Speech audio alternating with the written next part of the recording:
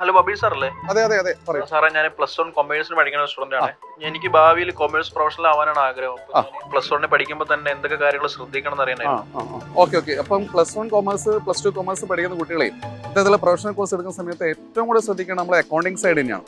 അപ്പോൾ ഒരു deep understanding ആയിരിക്കണം. അതായത് നമ്മുടെ journal ledger, trial balance, financial statement preparation, അതുപോലെ തന്നെ കമ്പനി അക്കൗണ്ട്സ്, പാർട്ണർഷിപ്പ് അക്കൗണ്ട്സ്, ഇതൊക്കെ നമുക്ക് +1 +2 വരുന്ന സിലബസ് ആണ്. പിന്നീട് നമുക്ക് പാർട്ണർഷിപ്പ് അക്കൗണ്ട്സ് ആണെങ്കിലും കമ്പനി അക്കൗണ്ട്സ് ആണെങ്കിലും അവിടെയൊക്കെ ഡീപ്പ് നോളജും കോർ ആയിട്ടുള്ള സ്റ്റഡീസ് നമ്മൾ ഇത് വെക്കണം. നിങ്ങളുടെ സിലബസിന് അപ്പുറത്തേക്ക് ഒരു ഇൻഡെപ്ത് സ്റ്റഡി നമ്മുടെ സബ്ജക്റ്റ് അകത്ത് നമ്മൾ ചെയ്യണം. പക്ഷെ അതിന്റെ അപ്പുറത്തേക്കുള്ള റെഫറൻസ് വേണം. NCERT റെഫർ ചെയ്യാം, അല്ലെങ്കിൽ മറ്റേതെങ്കിലും ഒക്കെ ഡീപ്പായിട്ട് നമുക്ക് നോക്കി വെക്കാം കേട്ടോ. അതാണ് ആദ്യം ചെയ്യേണ്ടത്. സാറേ, പിന്നെ ഈ കോസ്റ്റ് മാനേജ്മെന്റും ടാക്സേഷനും ഒക്കെ ഇപ്പൊ തന്നെ ശ്രദ്ധിക്കണോ നമ്മൾ? ടാക്സേഷനും കോസ്റ്റ് മാനേജ്മെന്റ് ഈ കാര്യങ്ങളൊക്കെ നമുക്ക് സിലബസ് ഇല്ല. ഇപ്പൊ നിലവിൽ നിങ്ങളെ +1 സിലബസ് ഇല്ല. പക്ഷേ സിലബസ് ഇല്ലാത്ത കാര്യം നമ്മൾ റെഫർ ചെയ്ത് വെക്കണം. നമ്മൾ ഈ RBIന്റെ റൂൾസ്, ടാക്സേഷൻ പോളിസികൾ, അല്ലെങ്കിൽ മറ്റേതെങ്കിലും ബഡ്ജറ്റിലെ നമ്മളെ ബഡ്ജറ്റ് ഒക്കെ ഉണ്ടല്ലോ, ഇതൊക്കെ കൃത്യമായിട്ട് നിങ്ങൾ എന്ത് ചെയ്യണം, റെഫർ ചെയ്ത് വെക്കണം. നമ്മളെ ന്യൂസ് വായിക്കുക, അതുപോലെ തന്നെ ബിസിനസ് ന്യൂസുകൾ അപ്ഡേറ്റ് ചെയ്യുക. അപ്പോൾ RBIന്റെ ചില റൂൾസ് എല്ലാം വരുന്ന സമയത്ത് അതിനെ അപ്ഡേറ്റ് ചെയ്ത് വെക്കും കേട്ടോ.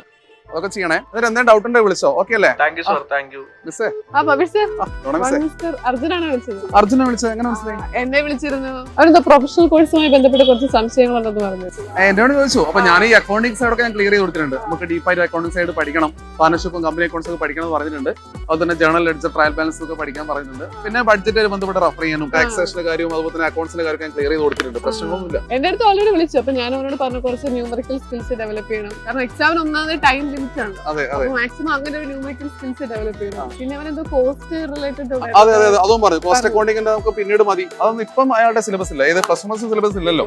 അതൊക്കെ റെഫർ ചെയ്ത് വെക്കാൻ വേണ്ടി പറയണ്ട. അതൊക്കെ പിന്നീട് നമുക്ക് സൗകര്യം ഉണ്ടാകും ചെയ്യാനുള്ള. പിന്നെ ഞാൻ പറഞ്ഞു കുറച്ച് ഫിനാൻഷ്യൽ അവയർനെസ്, ബഡ്ജറ്റ്, അതിനെ കുറിച്ചുള്ള കുറച്ച് അവയർനെസ് ഒക്കെ ഡെവലപ്പ് ചെയ്തെടുക്കാം.